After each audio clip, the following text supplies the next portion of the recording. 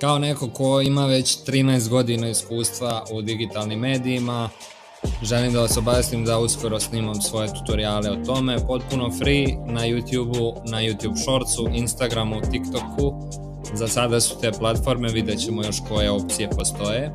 Uglavnom moći ćete da naučite sve ono što ja znam o grafičkom dizajnu, web dizajnu, fotografiji, videografiji, dronografiji, upravljanju dronovima, videomontaži, videoprodukciji, color gradingu, editovanju fotografija i tako dalje. Ima masa jedna stvari, sve će biti podeljeno na neke oblasti i segmente.